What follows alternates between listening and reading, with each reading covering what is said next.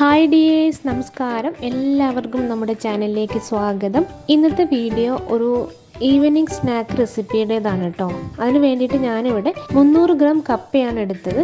കുറച്ച് വെള്ളം തിളയ്ക്കാൻ വെച്ചിട്ടുണ്ടായിരുന്നു. അതിലേക്ക് അല്പം ഉപ്പ് ചേർക്കാം. ഇതിലേക്ക് നമ്മൾ എടുത്തു വെച്ചിരിക്കുന്ന കപ്പ ചേർത്തിട്ട് 2 മിനിറ്റ് മാത്രം ഒന്ന് വേവിച്ചെടുക്കണം.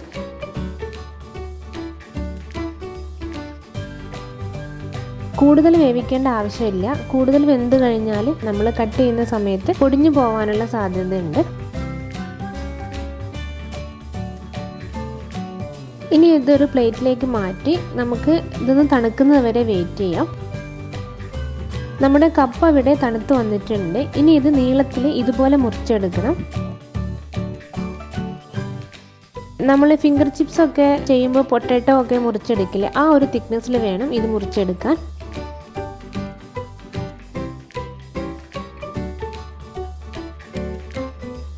ഇതാ ഞാൻ എല്ലാം മുറിച്ച് മാറ്റി വെച്ചിട്ടുണ്ട്. ഇനി നമുക്ക് ഇതിന് വേണ്ടിയിട്ട് ഒരു മസാല റെഡിയാക്കി എടുക്കണം. അതിന് വേണ്ടിയിട്ട് ആദ്യം തന്നെ ഒരു ചെറിയ കഷ്ണം ഇഞ്ചി, 3 അല്ലി വെളുത്തുള്ളി, 2 പച്ചമുളക് എന്നിവ ചേർത്തിട്ട് നന്നായിട്ടൊന്ന് ചതച്ചെടുക്കണം.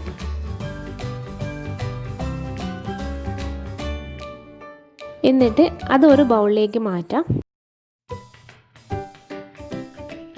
അതിലേക്ക് കുറച്ച് കറിവേപ്പില ഒന്ന് കൈ വെച്ചിട്ട് മുറിച്ചിട്ട് കൊടുക്കാം.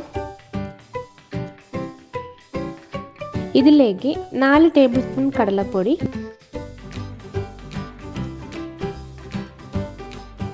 1 ടേബിൾ സ്പൂൺ റവ, 2 ടേബിൾ സ്പൂൺ അരിപ്പൊടി, ഒരു നുള്ളു മഞ്ഞൾപ്പൊടി, 1/4 ടീസ്പൂൺ സാധാരണ മുളക് പൊടി, 1 ടീസ്പൂൺ കാശ്മീരി മുളക് പൊടി, 1/2 ടീസ്പൂൺ ഗരം മസാല, ഒരു നുള്ളു കായപ്പൊടി, ആവശ്യത്തിന് ഉപ്പും ചേർത്തിട്ട് നന്നായിട്ടൊന്ന് ആദ്യം തന്നെ ഒന്ന് മിക്സ് ചെയ്യുക.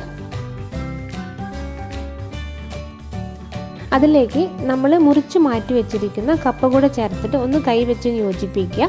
ഒരുപാട് പ്രഷർ കൊടുത്തിട്ട് മിക്സ് ചെയ്യേണ്ട ആവശ്യമില്ല, പൊട്ടി പോകാനുള്ള സാധ്യത ഉണ്ട്.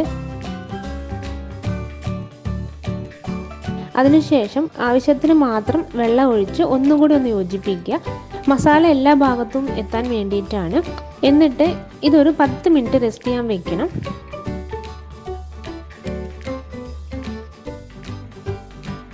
ഫ്രൈ ചെയ്യുന്ന സമയത്ത് ഇതുപോലെയാണ് കേട്ടോ എടുക്കേണ്ടത്.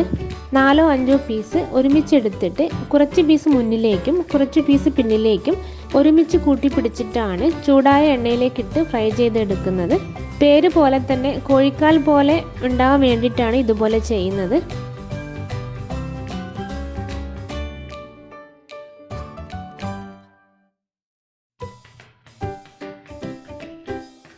നമുക്കെല്ലാം ഇതേപോലെ ഫ്രൈ ചെയ്തെടുക്കാം. ഞാനിവിടെ 2-3 ബാച്ചായിട്ടാണ് ഇത് പൊരിച്ചെടുത്തത്.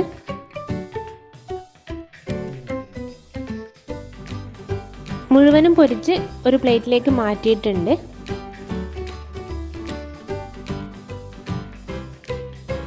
അപ്പം ഇന്നത്തെ വീഡിയോ ഇത്രയേ ഉള്ളൂ. പലർക്കും ചിലപ്പോൾ അറിയുന്ന റെസിപ്പി തന്നെ ആയിരിക്കും. ഇത് കണ്ണൂർക്കാരുടെ ആണോ ഇനി തലശ്ശേരിക്കാരുടെ ആണോ എന്നറിയില്ല. അവിടുത്തെ ഫേമസ് ആയിട്ടുള്ള ഒരു റെസിപ്പിയാണിത്. എന്നാലും അറിയാത്തവർ ആരെങ്കിലും ഉണ്ടെങ്കിൽ കപ്പ വാങ്ങുന്ന സമയത്ത് എന്തായാലും ഒന്ന് ട്രൈ ചെയ്ത് നോക്കണം.